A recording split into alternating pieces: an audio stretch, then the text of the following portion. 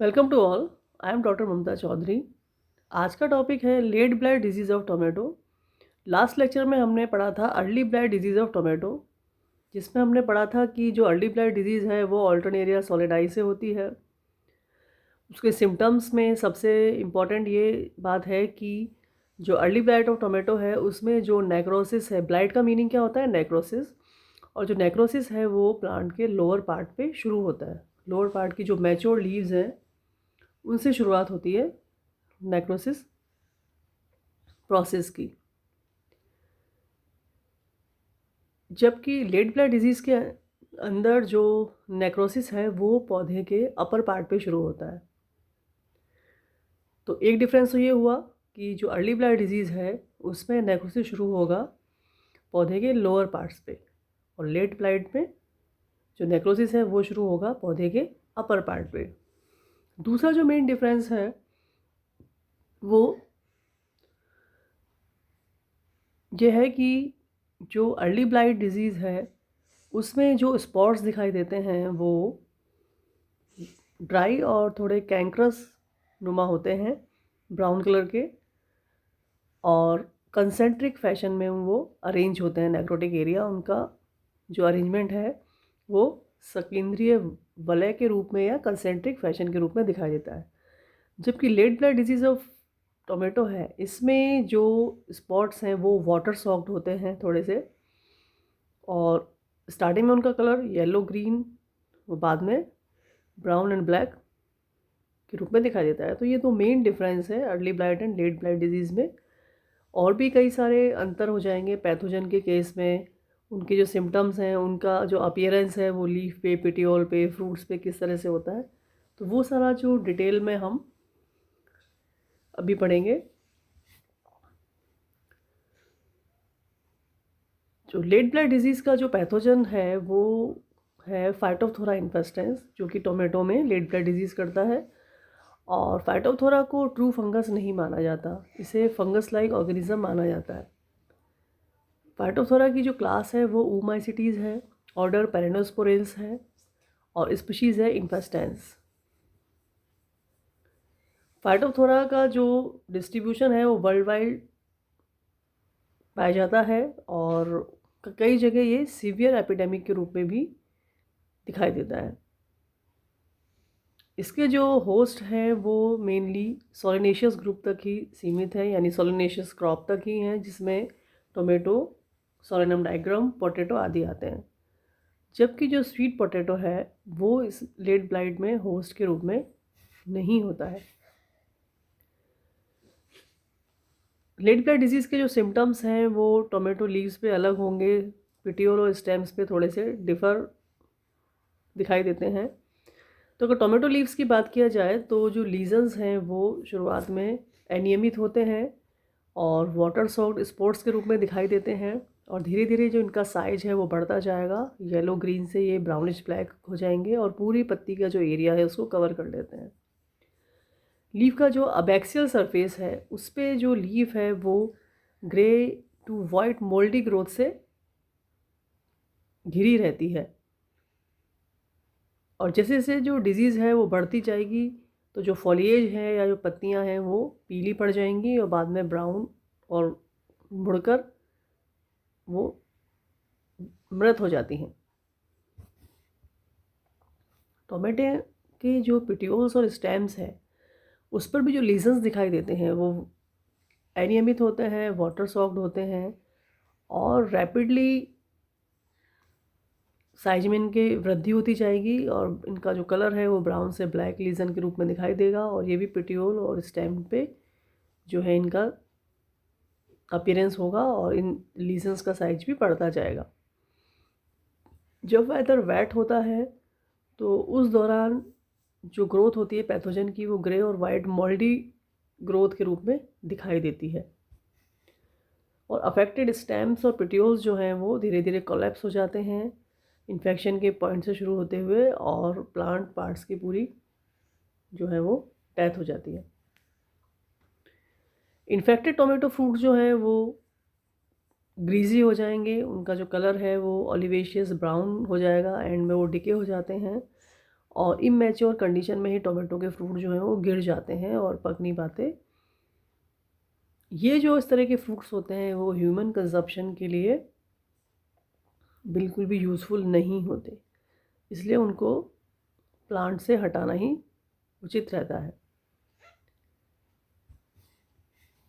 अब इसमें अगर हम सिम्टम्स की बात करें तो टोमेटो के जो फॉलिएज पार्ट है यानी पत्तियां हैं, तो हमने जैसे भी पढ़ा कि पत्तियों के अंदर सबसे पहले येलो ग्रीन पैचेस दिखाई देंगे, स्पॉट्स दिखाई देंगे, धीरे धीरे इनका साइज़ बड़ा होता जाएगा और ये जो लीजन्स हैं उनका कलर ब्राउन और ब्लैक दिखाई देगा। तो आप इसमें देख सकते हैं पत्तियों की जो ब्रांचेस हैं, स्टेम्स हैं, उन पर ब्राउन कलर के स्पॉट्स दिखाई दे रहे हैं और लीव्स पे भी ब्राउन कलर के स्पॉट्स दिखाई देते हैं।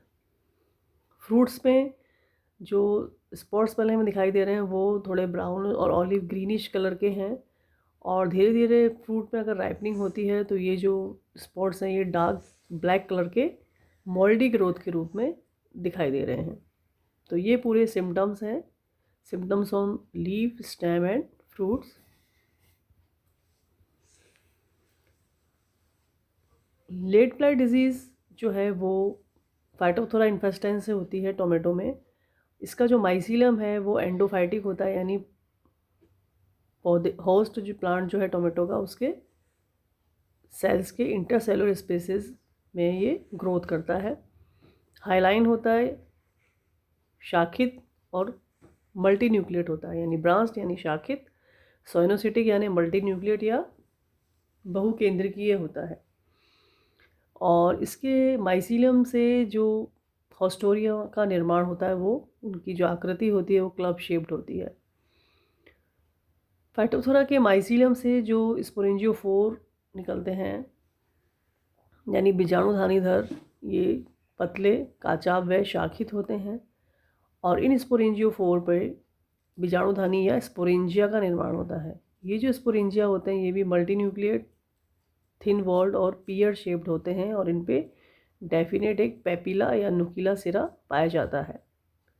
स्पोरेंजिया जो है या तो डायरेक्ट जर्मिनेट हो सकते हैं जर्म ट्यूब के द्वारा या फिर ये क्लीव होकर द्विकशाभिकी या जू स्पोर्स का निर्माण करते हैं। इन जू स्पोर्स पर फ्लैजिला कुछ समय बाद हट जाती है या गिर जाती है और ये जू स्पोर जो है जर्म ट्यूब के द्वारा जर्मिनेट होकर नया माइसीलियम बनाते हैं और प्लांट में इन्फेक्शन को फैलाते हैं। सेक्सुअल रिप्रोडक्शन जो है फाइटोप्थोरा का वो नेचर में कॉमनली नहीं पाया जाता है।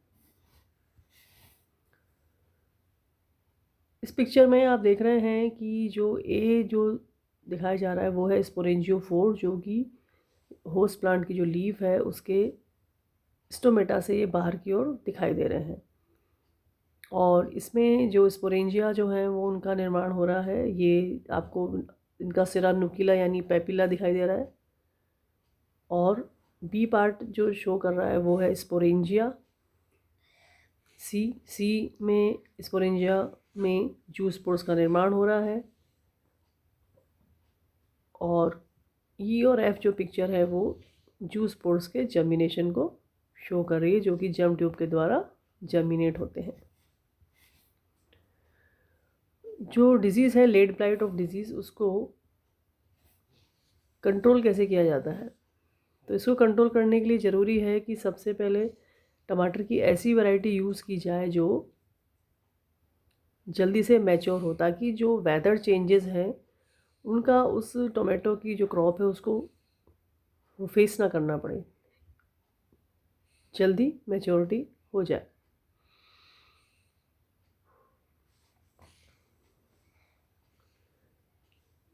दूसरा, टोमेटो के जो स्टेम्स हैं और ब्रांचेस हैं उनको ग्राउंड से थोड़ा सा इस तरह से अरेंज करना चाहिए, ग्राउंड से वो थोड़ा सा दूर हों, ताकि मिट्टी में जो भी पैथोजन के स्पोर्स हैं वो प्लांट को इजीली इन्फेक्ट ना कर पाए।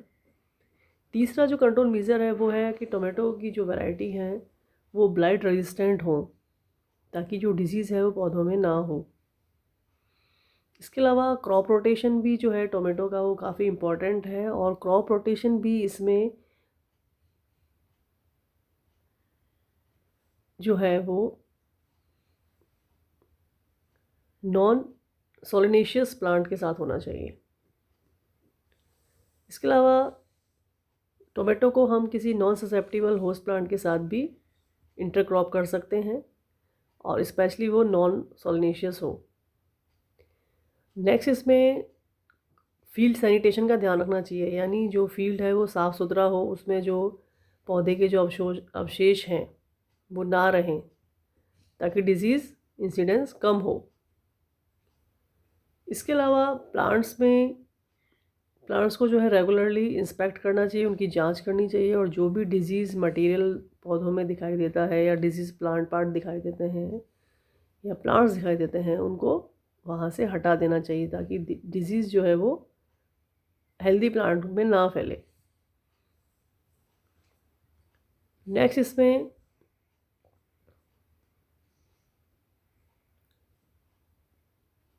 पौधे के टमाटर के जो पौधे हैं उनके साथ भी आसपास जो वीड उगती है वो भी सॉलिनेशियस ना हो, इसका भी ध्यान रखना चाहिए। तो हमें सॉलिनेशियस वीड जो है उनको भी हटा देना चाहिए, क्योंकि वो भी फिर इस फंगस के लिए होस्ट का काम करता है और डिजीज़ सीवियरिटी को वो बढ़ा सकता है। कल्चरल प्रैक्टिसेस में जैसा कि हमने पढ़ा कि इसमें जो प्लांट डेब्रिस है उसको क्लियर कर देना चाहिए, ताकि डिजीज़ का जो इनोकुलम है वो फील्ड में ना रहे, और नेक्स्ट ईयर भी वो जो नई फसल है उसको इन्फेक्ट ना कर सके। दूसरा, क्रॉप रोटेशन जो है हमेशा वो नॉन सॉलिनेशियस क्रॉप के साथ ही होना चाहिए, और ये कम से कम 3 साल के लिए करना चाहिए, ताकि जो डिज़ीज़ के जो भी इनोकुलम है डिज़ीज़ का वो नष्ट हो जाए इन 3 सालों के अंदर। इसके अलावा इन्फेक्टेड प्लांट्स को फील्ड से हटा देना काफ़ी हद तक डिजीज़ को कंट्रोल करता है। केमिकल कंट्रोल के लिए जो है कई सारे फंजीसाइड्स का यूज़ किया जाता है, जिसमें जिनैब है, कैप्टन है, कई बॉर्डियक्स मिक्सचर भी यूज़ होता है। कई सारे फंजीसाइड्स का यूज़ किया जाता है, ताकि डिज़ीज़ की जो सीवियरिटी है उसको कम किया जा सके और डिज़ीज़ को कंट्रोल किया जा सके।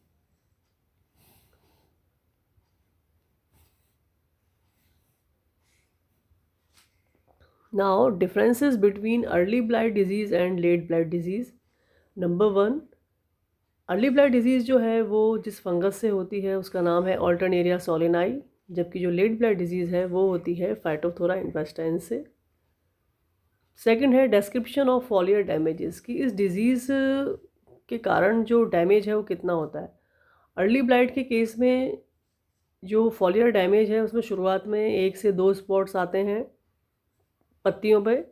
उसके बाद ये धीरे धीरे इन स्पॉट्स का जो साइज़ है वो बढ़ जाता है, और ये धीरे धीरे ब्राउन होने लगते हैं, और इनमें जो स्पॉट्स होंगे वो कंसेंट्रिक रिंग्स के रूप में दिखाई देते हैं, और उनके चारों ओर एक पीले रंग का एक घेरा दिखाई देगा, जिसे बोलते हैं हैलो। लेड ब्लाइट के केस में जो स्पॉट्स होते हैं वो शुरुआत में पीले हरे होते हैं, और धीरे धीरे वो ब्राउन और पर्पलिश ब्लैक हो जाते हैं। ह्यूमिड कंडीशंस में जो डिजीज़ की जो सीवियरिटी है वो बढ़ जाती है।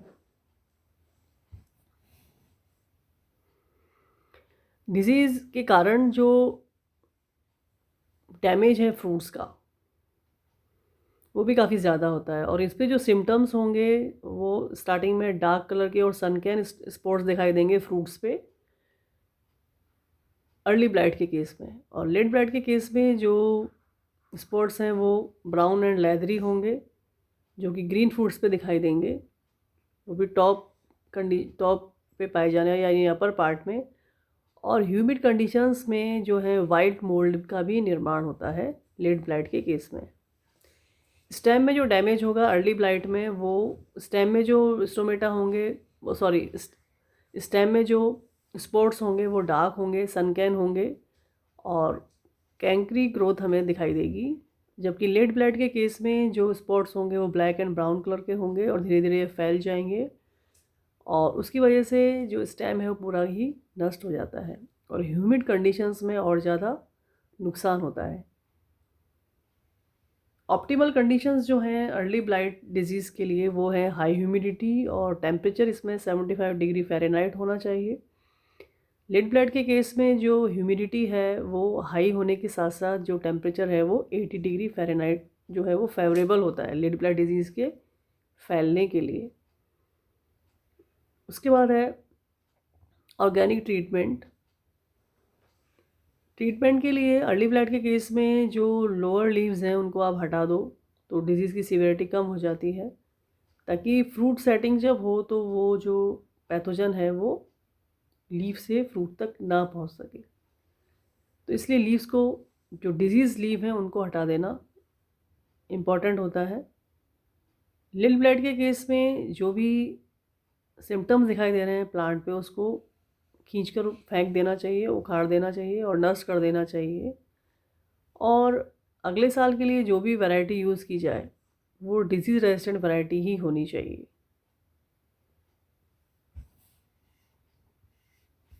तो इस प्रकार